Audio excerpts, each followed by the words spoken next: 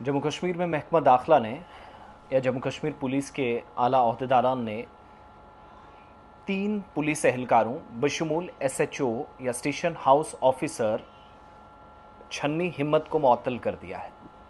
All 3 have been suspended.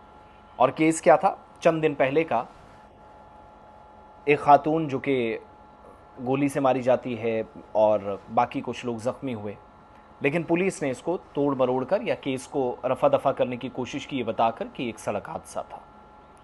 अब जब order सामने आए तो ऑर्डर की बुनियाद पर जब हमने तहकीकात की और पता चला कि खातून या जिस महिला की मौत हुई थी, उस तफ्तीश से इस बात का इंकिशाफ हुआ कि वो खातून सड़क हादसे में नहीं बल्कि गोली लगने से मारी गई। और एक अफसर ने इस बात की विद इन जे.एंड.के पुलिस तस्दीक भी की है।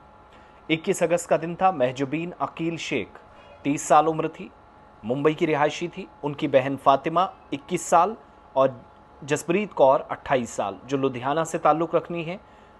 इनको 2 मर्द एक अपनी निजी नर्सिंग होम में लेकर आए, यानी प्राइवेट नर्सिंग होम में लेकर आते हैं, और दावा किया कि वो रिंग रोड पर एक सड़क हादसे में ज़ख्मी हुई हैं। ये 2 खवातीन और एक की मौत हो गई थी। 29 अगस्त को महजुबीन शेख गवर्नमेंट मेडिकल कॉलेज या जीएमसी अस्पताल में दम तोड़ देती हैं।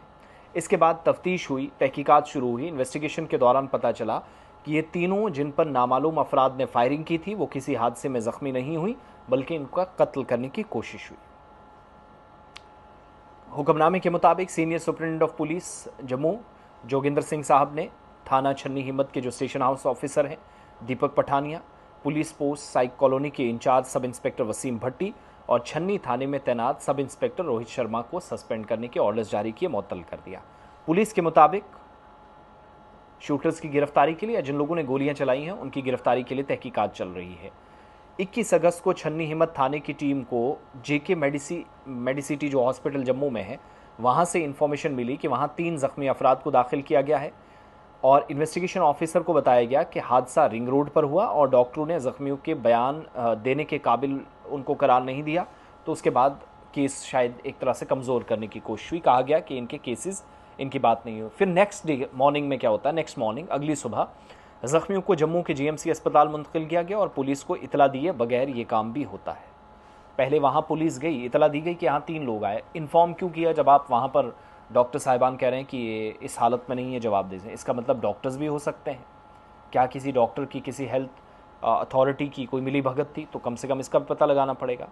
इंस्पेक्टर दीपक पठानिया को जिस औरत की मौत हुई, इसकी वालिदा के जवाब, इसको जो जवाब दिया, एक तो वो मशकूक लगा, मुतज़ाद लगा, कॉन्ट्रडिक्टरी लगा, मशकूक था और उन्होंने इस्तिस्ना देने से इनकार कर दिया। जो जवाब आया महजुबीन की मदर को, वो जवाब पहले से लग रहा था कि पुलिस अफसर ही शायद बात सस्पेक्ट तरीके से कर रहा है। एक बात।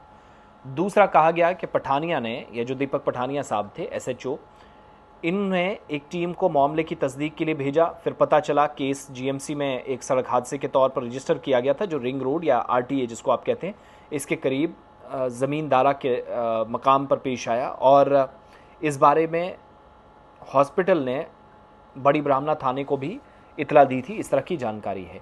ये भी इंकिशाफ हुआ कि महजुबीन जिसकी मौत हुई 22 अगस्त को दाखिल किया गया था, ना कि 2 दिन पहला जैसा कि उनकी वालिदा ने दावा किया था। और वालिदा को कहाँ से बताया गया? दीपक पठानिया की तरफ से जो पुलिस अफसर थे उन्होंने जवाब दिया।